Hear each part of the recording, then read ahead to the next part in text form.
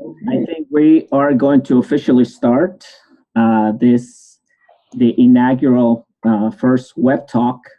And I thank Dr. Yinfei Kong for being the first one to jump in this series of conversations about methods and theory in healthcare organizations.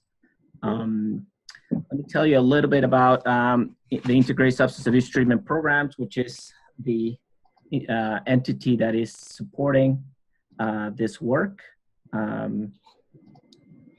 We in the Integrated Substance, iSATed, we call it for short, we looked at organizational components that could be modified to improve the effectiveness of substance abuse treatment.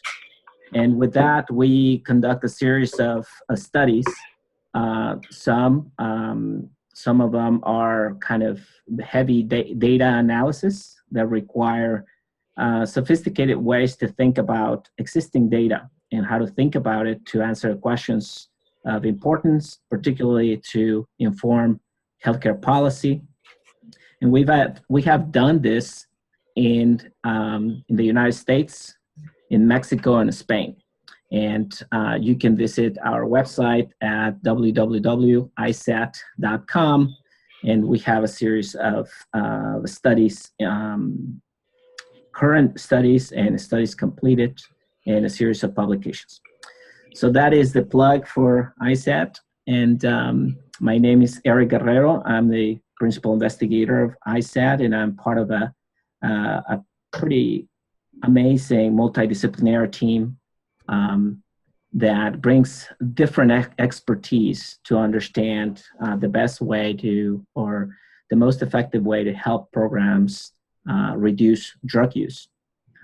Today, we're going to have one of those experts, Dr. Yinfei Kong, who graduated from University of Southern California from the Department of Prevention Medicine, the Keck Medical School.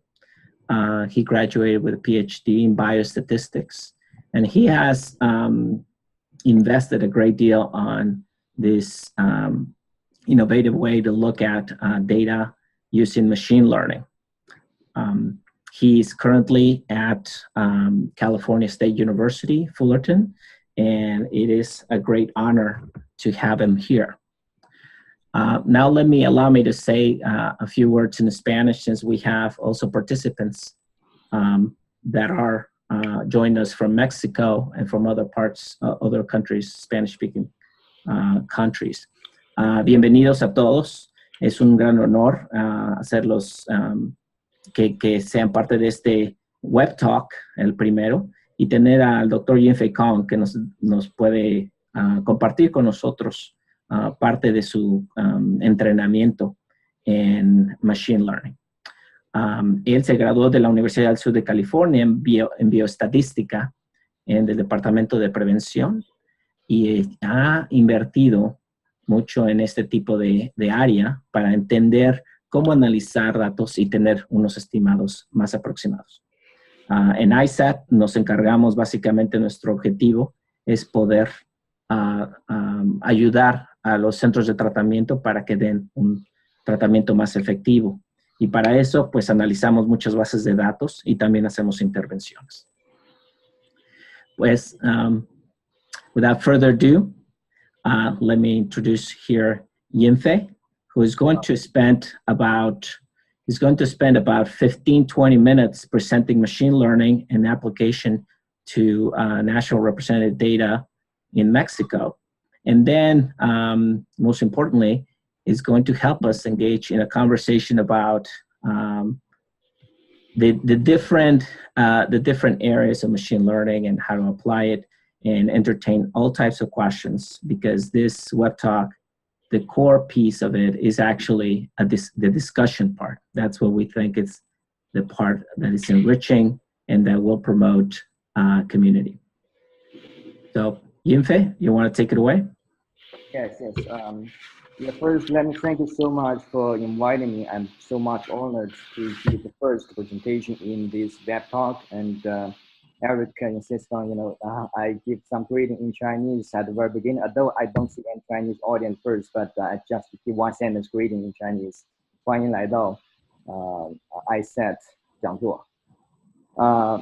Yes, I'm very excited to present in front of the smartest people in Mexico, and also we have other audience like top or leading researchers in the field of substance abuse in UCLA, Harvard, and NIH, also LA County. So it's a pleasure for me, but also I think it's a good opportunity for me to receive feedback from you guys. This is like not a presentation, maybe more like a discussion section, so that we give some introduction of the initial analysis that we have done, and trying to get feedback from you guys, comments from you guys. So I'm open to talk anywhere during the presentation. So if you have any questions, just stop me, or any concerns or anything that is unclear, stop me anytime. So thanks again for inviting me to present over here. So let's start the topic, the presentation. So my topic is about machine learning approaches to explore national database on substance abuse and treatment access in Mexico. And this is joint work with a lot of people, including Dr. Erica Guerrero and Eunice and George, a lot of people who is also, in today's presentation. And this is part of the group work in the iSATed team. I've been working with Dr. Eric Guerrero in the past, maybe more than 5 years. So this, we spend a lot of time doing the study on this project. So this is not that theoretical related machine learning, but it's more of applicational work of the current, well-established machine learning methods on the data set that we are facing. So my talk is gonna comprise of 4 parts. I'm gonna introduce our data set in the background section, and also talk about how we process the data and the model building. And we have the result presented in third section. We're gonna put most of the time, on for discussion. So you guys are open to give your source even during the presentation or after I finish, whenever you want. So first, what is machine learning? So, because this is a talk about more of the on how to apply machine learning technical. So what is machine learning, by the way? So I believe most of you guys already know a great deal in this field, but still I want to give some definition just in case you do not know too much about that. So machine learning is a statistical inference and the decision making. This is by Michael Jordan. Michael Jordan not only played basketball, he also does machine learning kind of work. Well, actually, just kidding. Michael Jordan actually is a very famous professor in UC Berkeley, and he's really leading researcher in the field of machine learning. So just like the same name, not a basketball player. So, but I like the other definition of machine learning better, and that is by Andrew Wu, who is the co-founder of the Coursera, which is a very popular, webinar or online course website. And he said that machine learning is the science of getting computers to act without being explicitly programmed. So this is a broader definition of machine learning, but in whatever sense, machine learning is a new field that try to maximize the usage of computers and try to help us understand the data, understand the information contained in the data. So that is machine learning. So when people talk about machine learning, they usually start with, teaching 2 kinds of definitions. The one is the supervised learning, and the other one is unsupervised learning. Supervised learning is nothing but inference with outcome variable, means that there's a response variable in the study. Then there's a person or there's a variable that supervises the studying process. So you know how correct you are doing in your model. So in other words, the unsupervised learning is an inference without outcome variables, means that there's not a response variable, there's no correct or wrong. So a lot of typical questions like this are cluster analysis, including like k-means, theoretical clustering, like association rules. So unsupervised learning is definitely a much harder problem than supervised learning. But most of the time, people do not, classify the type of learning methods that strictly, because they don't, the supervised and unsupervised learning, this concept is usually for teaching purpose. It's only appears in the course of machine learning, but when people are doing actual research, they don't care too much about what kind of learning method they are facing. So in the third section of here, I'm listing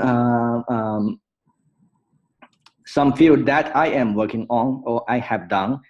I have some papers on variable screening and the selection. That is my when I was a PhD student, I invested a lot of time on that. I have 2 papers publishing Annals of Statistics on this field, and right now I'm studying intensively on scalable Bayesian inference. Maybe we can talk after that because I think Eunice is an expert in that. So she does a lot of Bayesian kind of study. So. And also text mining is my field, and the discriminant analysis, especially the variational inference, this kind of algorithm applied on the text mining problem. So machine learning is actually a very broad field, includes a lot of, different kinds of methods. It can handle all kinds of, problems that we are, facing. Nowadays, the most hot maybe topic like artificial intelligence is very closely related to machine learning. So it's very popular. I think it deserves you study more in that.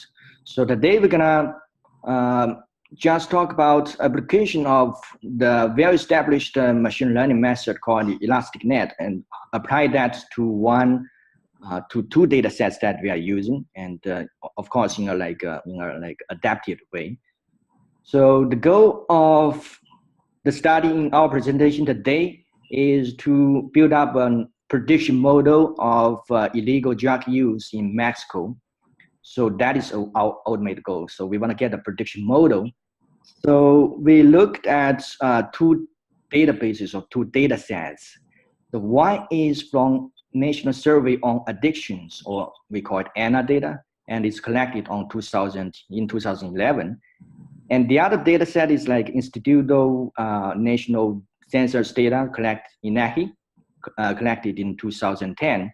So we want to borrow the strengths of the 2 different data sets and then merge them together to get a prediction model.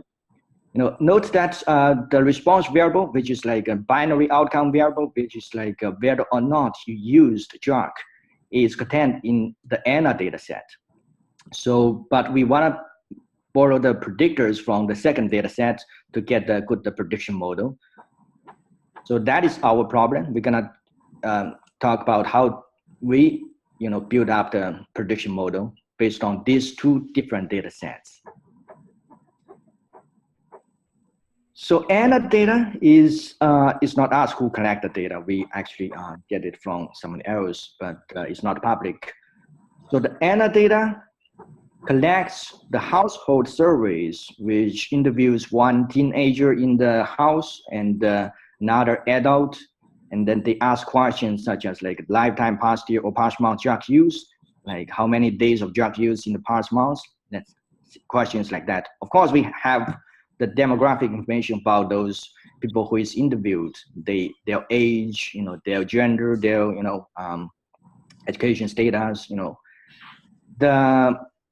They use the multi-stage sampling scheme, and the HAP is the primary sampling unit. On the other hand, INAHI is the census data, economic census data. It has information aggregated in predefined age groups. So we use the data at the localidad level instead of the HAP level. I'm going to talk about why we use the higher level, not the HAP level data from the census data later. So this is the two data set that we are facing. We want to merge them and then build up a good prediction model. So that is our problem.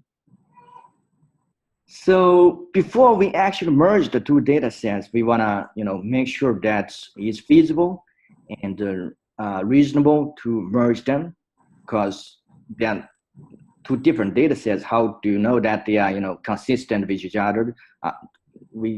There's no guarantee. So we picked up a few variables that appears in both data sets, and then we want to see how much they match together. So for example, we look at one variable that is the proportion of people with medical insurance. So we look at that variable from both data sets, and ANA and the INACI. And then we want to see for the proportion, this proportion, are they, similar, calculated from the two different data sets? Let's say for the region 1, we calculated the proportion of people with medical insurance. For the region 1 from ANA, maybe that is 30%.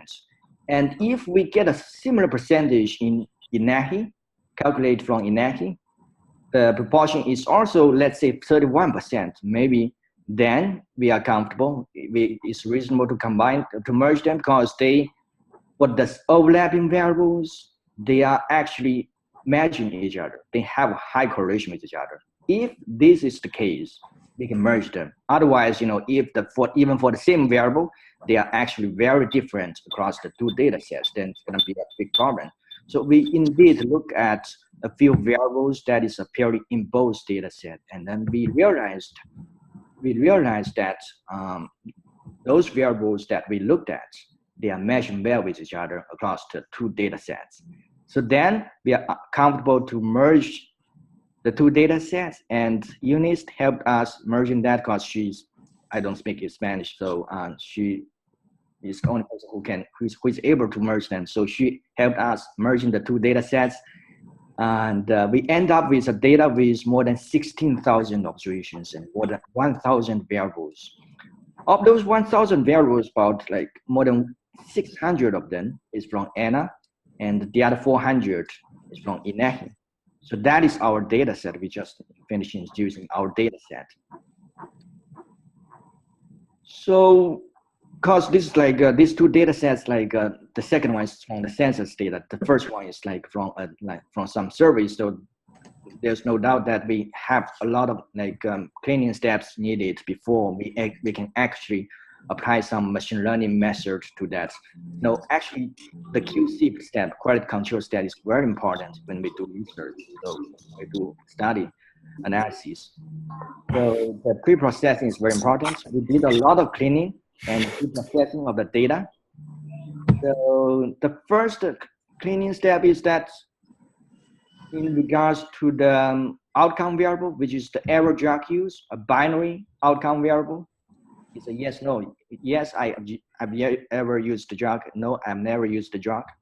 But that yes, no questions is aggregated from multiple survey questions. It means that there's a lot of sub questions they asked, and then through those questions we get an outcome variable. And also there's some other questions that is very closely related to drug use. Instead of asking whether or not you use drug directly, he asks some other very similar questions.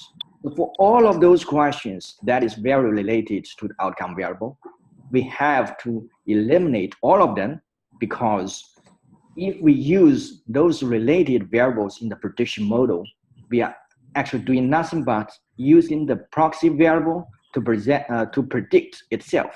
So if the goal is to get a good prediction model of error drug use, we have to exclude all the variables that are related to that in the prediction model. So that's the very important step we have to do. So we did that first. And then the second thing is that there's a lot of missing values we have to deal with, So we did some data, we delete a lot of records and columns, which is variables, iteratively. The word iterative is very important. So we can't, delete all those rows with missing values directly, because that's gonna give us a very small data sets. We're gonna delete all the records almost. So we can't delete those records with missing values directly. So instead, we look at those variables with high proportion missings, means that those variables almost have nothing in that. It has information only on only a few records. So we do not want to use those variables. So then that's the first thing. We delete the variable with high proportional missings, and then we go back to look at the records. The observations with a lot of missings. We delete the records with a lot of missings after that. And then we go back to look at what other variables have high percentage of missing once again.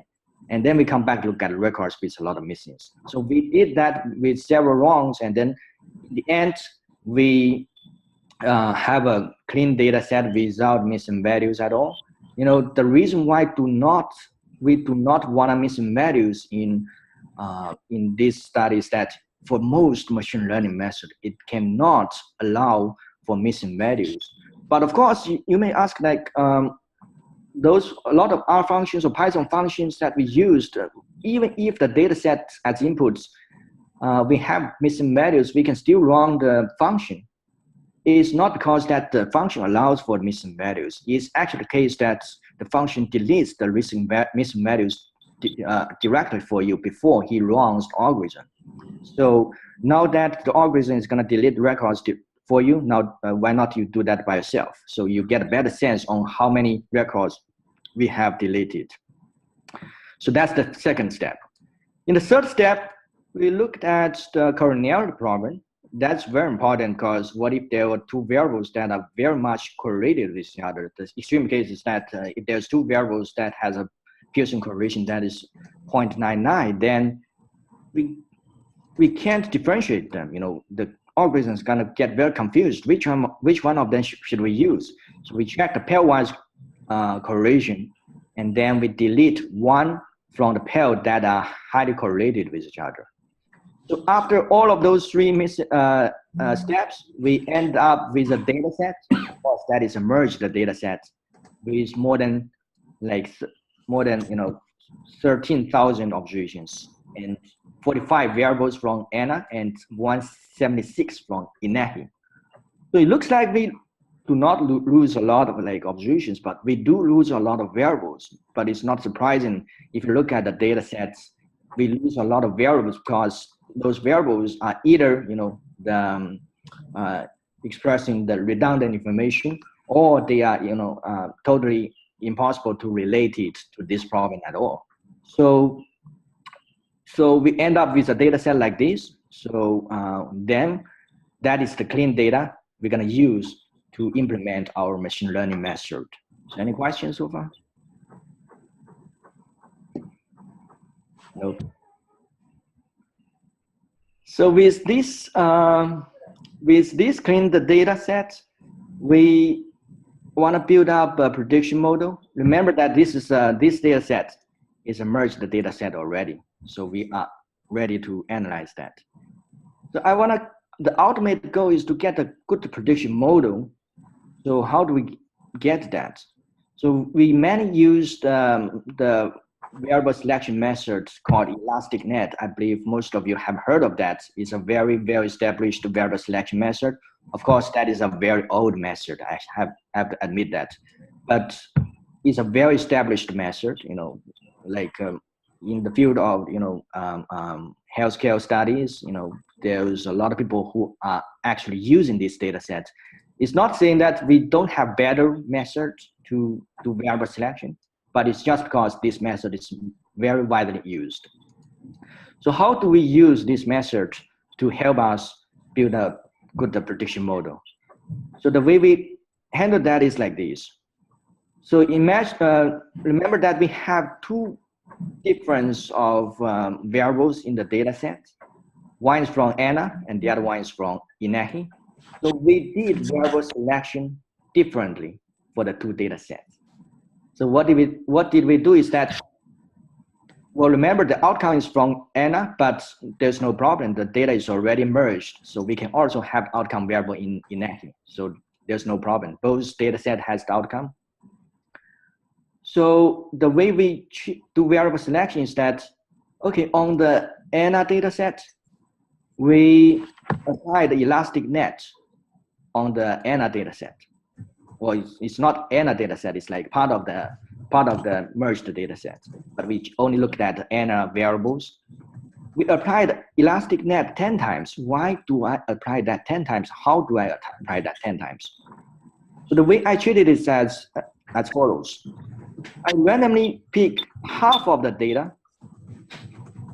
as the training part, and then I pick that for 10 times. So I'm gonna get using the elastic net method, I'm gonna get the list of variables 10 times. So we're gonna get the 10 list of variables, list 1, list 2, list 3, list 10, you know.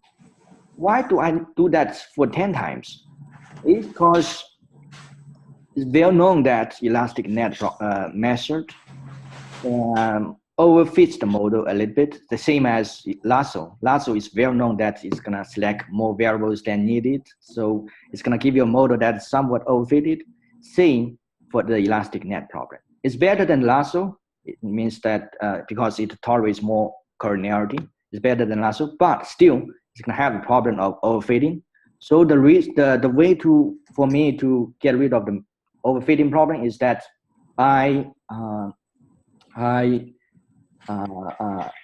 apply the elastic net 10 times, and then we have 10 different versions of the selected variable. And I only consider those variables that is selected more than 5 times. So those variables that are selected more than 5 times are stably selected variables. So we only consider those variables selected more than 5 times as the final list of variables that is selected by elastic net from Anna. So the similar idea has been used in a very famous paper called the stability selection. It's even very popular. So we only consider those variables that are stably selected. So we did the same thing for the other data set, that's Inahi. So we apply the elastic net 10 times. Each time it's gonna be applied on the half of the data. We have a large sample size, half of the data is already large enough. So we apply that for 10 times. So we're gonna have 10 lists of variables. We only put those variables that is selected more than 5 times in the list of B, in the list B. So we end up with a list of variables from Inahi. So we have 2 lists of variables, and then we take these 2 lists of variables, A and B, we take a union of them. They are mutually exclusive because they are from 2 different data sets. We take the 2 list A and list B, and then we go back to look at the big merged data sets. Of course, these 2 well, we also look at these 2 different variable selection in the merged data set. But with these 2 lists of variables, we wanna build up a prediction model. Means the variable are selected. Why not we go ahead and evaluate the model built on those 2 set of variables. So we take a union of the 2 list of variables, and then we fit the logistic regression on half of the data set. The reason we want to fit on half of the data set is that we want to reserve the other half to evaluate how accurate the prediction or classification the logistic regression model is. So we split the data or partition the data 100 times. It's very common. It's a very common, treatment in the field of machine learning. You partition the data into training and test for 100 times, and then use the test the data to evaluate how accurate your prediction model is. So we did the same thing with these 2 sets of selected variables. We built up a logistic regression model, but only half of the data, which is the training data, and then use the other half to do the evaluation. So we calculate the error rate based on the test set. So we have 100 error rates. We partition the data 100 times. So then we have 100 error rate. We can take an average of the 100 error rates, and then that's the overall goodness of fitting for our model, or the prediction accuracy of our final model. So that's how I construct the prediction model. It's kind of complex. There's a lot of steps that is involved. Like we did variable selections over here, and then another variable selection over here, and then with the 2 set of variables, we did a logistic regression, and then for the logistic regression, we use the test data to evaluate the classification accuracy. Of course, we did that 100 times. So that's our analysis. We end up with a model that has error rate of 7.23%. Means that we get like less than 10% error, classification error. And the standard error is like 0.02% based on 100 repetition. Remember that we partitioned the data 100 times. So that's our final error rate. This kind of error rate is better than the original one. We had a paper published just based on the ANA data, published on the IJDP paper.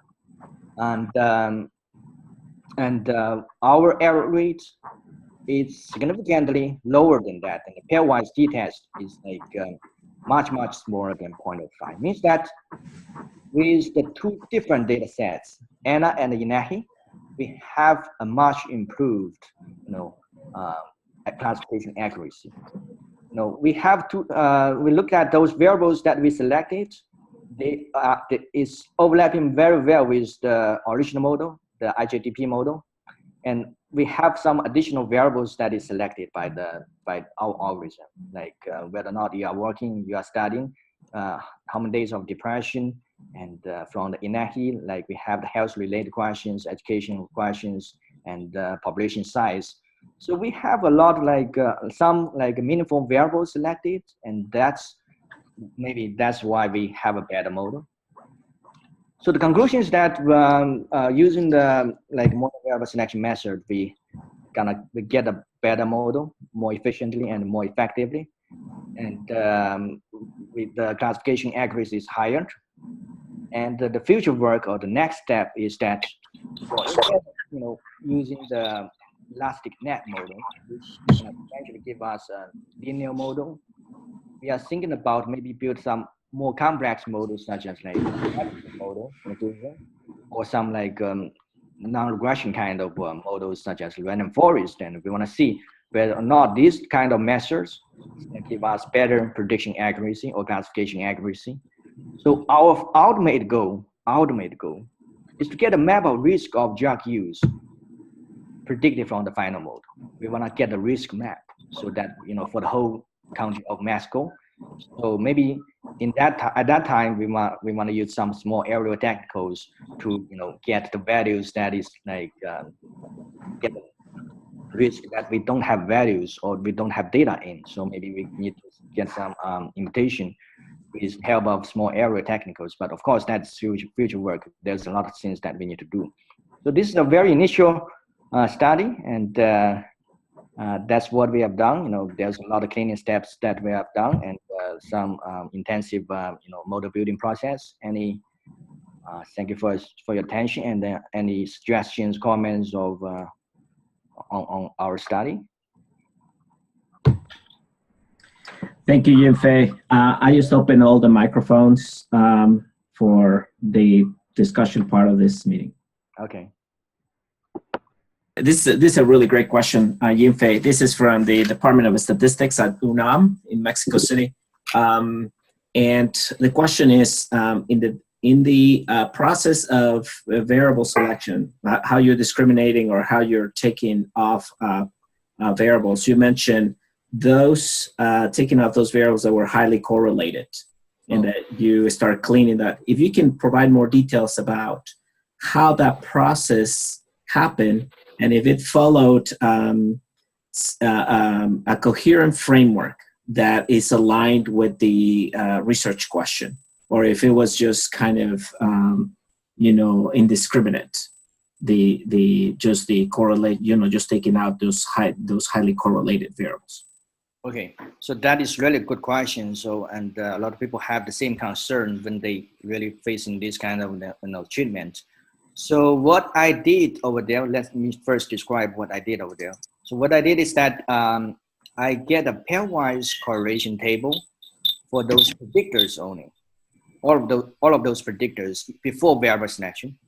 So we get suppose the dimensionality is P. So we get a P by P matrix, and we only look at lower triangle, for example, because they're symmetric to each other.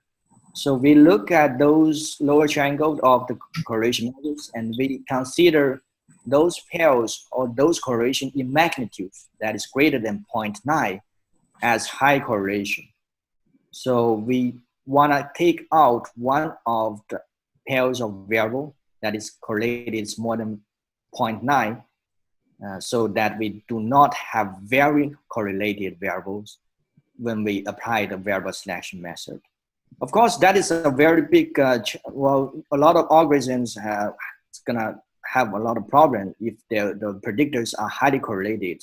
You know, there is a very famous study by a professor in UC Berkeley. They give a formula, they give a formula how much tolerance a variable selection method can accept on the collinearity. Say, for example, for the lasso problem, they give a formula like, let's say, if the design matrix, which is the matrix of the predictors, satisfy that condition, the lasso algorithm is going to fail.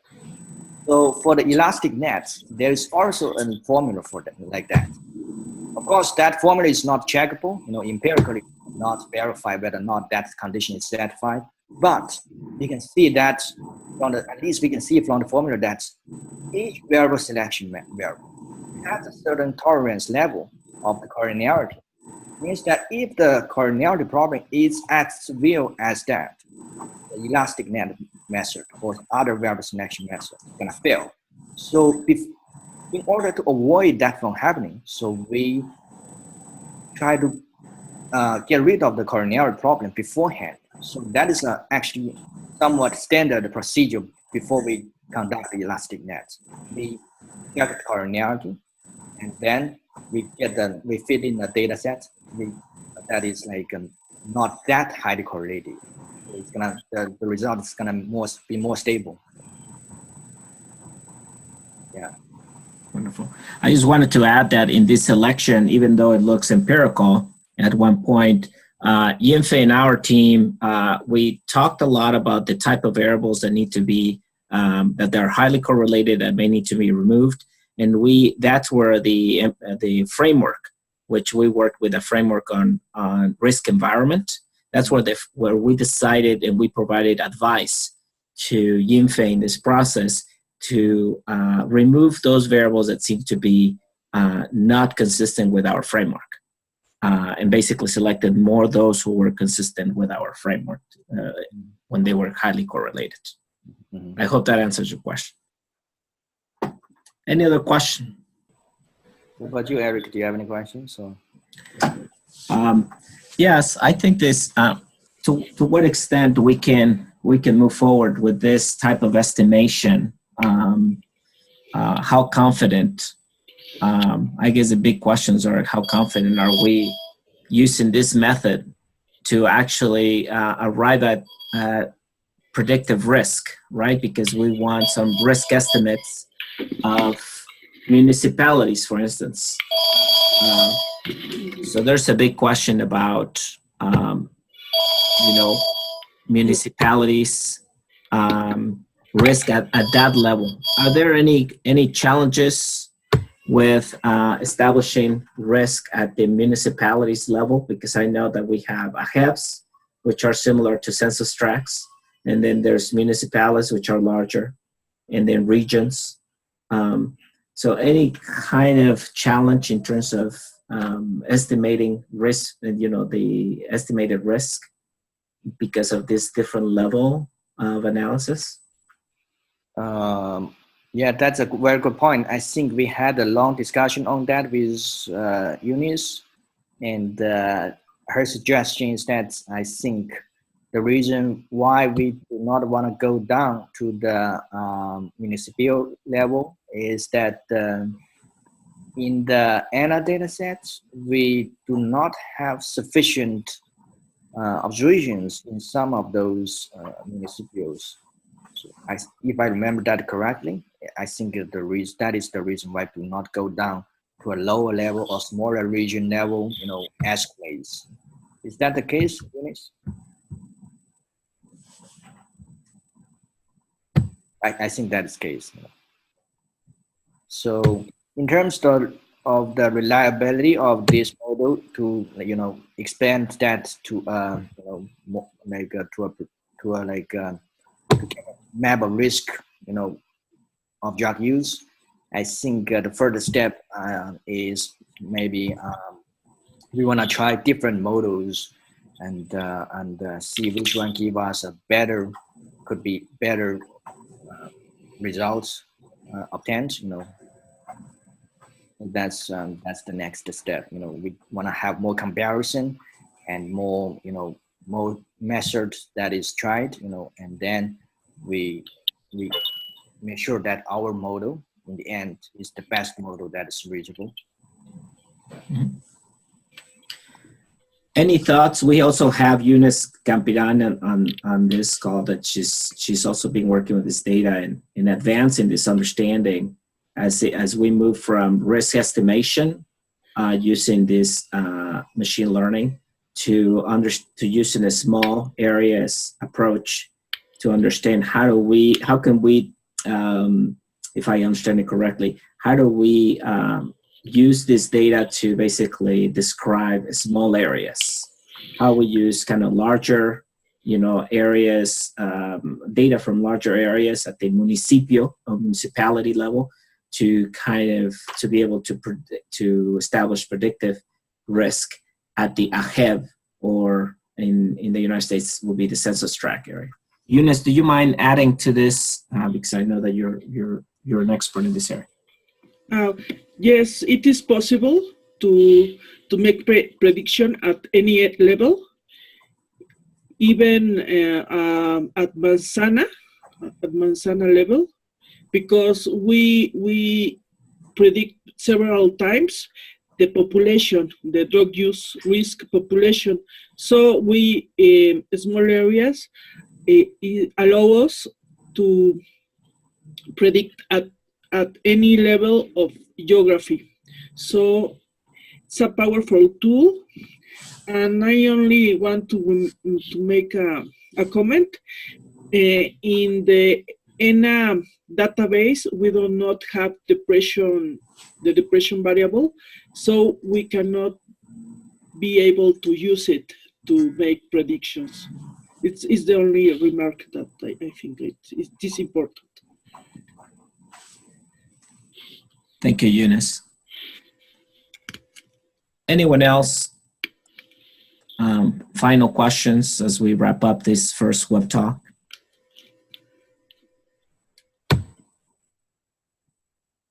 ¿Alguna otra pregunta de nuestros colaboradores en habla hispana? No, ninguna. Muchas gracias, Eric. Thank you very much, Yinfei. Thank you, sir.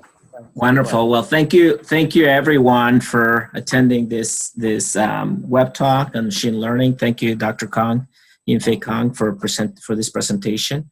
And if you allow us, we will send you additional information on future web talks in which the purpose is to have these discussions about this methodological and theoretical issues that impact healthcare organizations, and how to kind of think about these issues and improving and responding to these challenges to improve estimation, to understand theoretical challenges, to explain how to improve healthcare for all. So thank you all again, and I guess we'll see you soon. Yeah. Okay. Thank you. Thank you. Thank you, Yinfei.